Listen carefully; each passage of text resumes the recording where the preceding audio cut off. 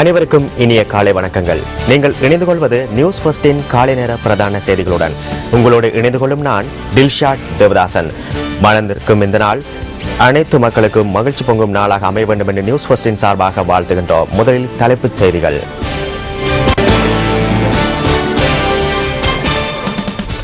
நத்தார் பண்டிகையை முன்னிட்டு சுற்றி வளைப்புகளை ஆரம்பிக்க உள்ளதாக நுகர்வோர் பாதுகாப்பு அதிகார சபை தெரிவிப்பு.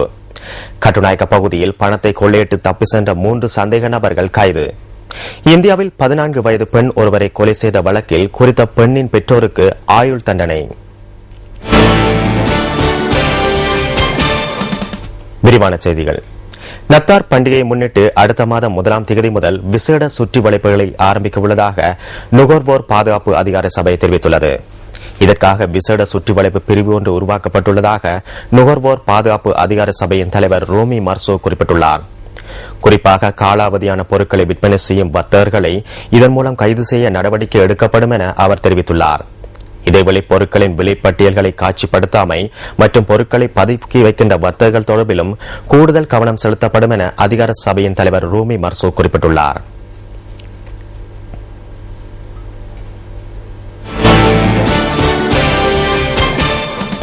கட்டுநாயக்க பகுதியில் மோட்டார் வாகனத்தை ஒன்றை வழிமறித்து ஒரு தொகை பணத்தை கொள்ளையிட்டு தப்பி சென்ற 3 சந்தேக நபர்கள் கைது செய்யப்பட்டுள்ளனர்.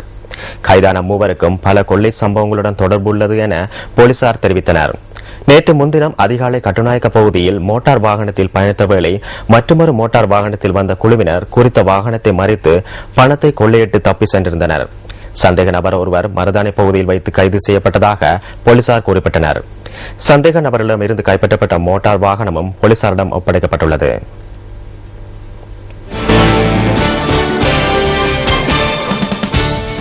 வடமேல் மாகாண சபையின் 2013ஆம் ஆண்டுக்கான சாகித்ய விழா நேற்று வடமேல் மாகாண கேட்போர் கூடத்தில் நடைபெற்றது. இந்த நிகழ்வில் வடமேல் மாகாண முதலமைச்சர் தயாசிறி ஜெயசேகர மற்றும் குருநாகல் மாநகர முதல்வர் கலந்து கொண்டிருந்தனர். வடமேல் மாகாண சபை மற்றும் நகர சபை உறுப்பினர்களும் கலந்து கொண்டதாக எமது பிராந்திய செய்தியாளர் தெரிவித்தார்.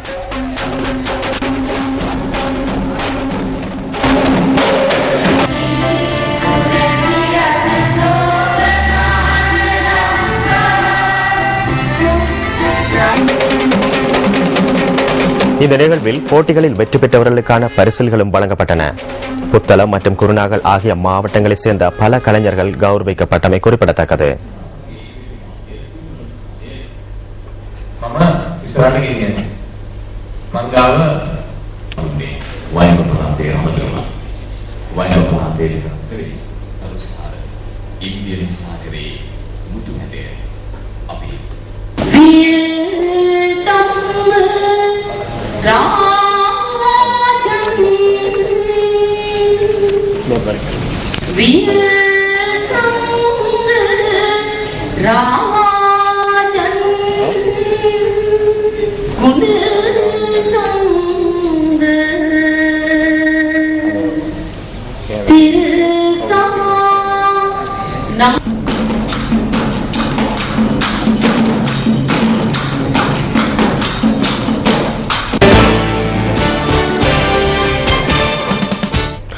கல்வியியல் கல்லூரிகளில் பயிற்சியை பூர்த்தி செய்து கொண்ட 302 பேர் ஆசிரியர் சேவையில் இணைத்துக் கொள்ளப்பட்டுள்ளனர்.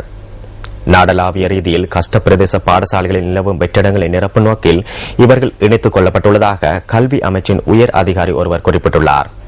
ஆங்கிலம், சிங்களம், கணிதம் மற்றும் விஞ்ஞானம் ஆகிய பாடங்களுக்கான ஆசிரியர்களாக இவர்கள் நியமனம் பெற்றுள்ளனர்.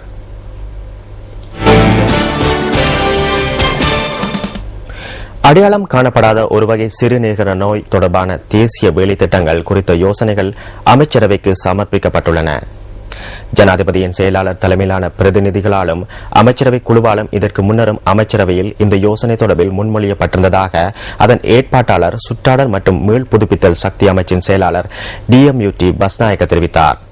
இந்த யோசனைகள் அடங்கிய வேலை திட்டங்களை நடைமுறைப்படுத்த மீண்டும் ஜனாதிபதி தலைமையிலான குழு ஒன்று அமைக்கப்பட உள்ளதாக அவர் குறிப்பிட்டார்.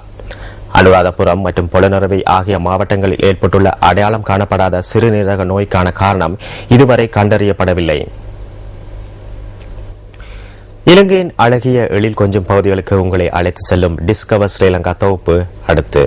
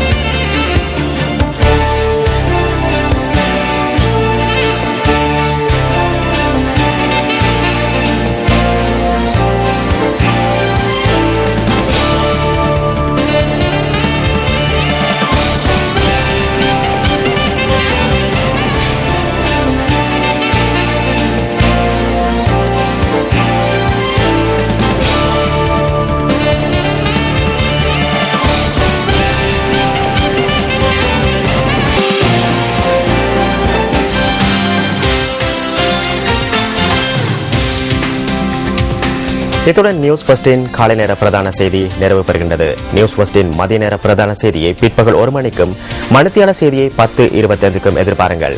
மணந்திருக்கும் இந்த நாள் மகிழ்ச்சி முகம் நாளாக அமைய வேண்டும் என்று மீண்டும் வாழ்த்துக்களை கூறி விடைபெறுகின்றோம். வணக்கம்.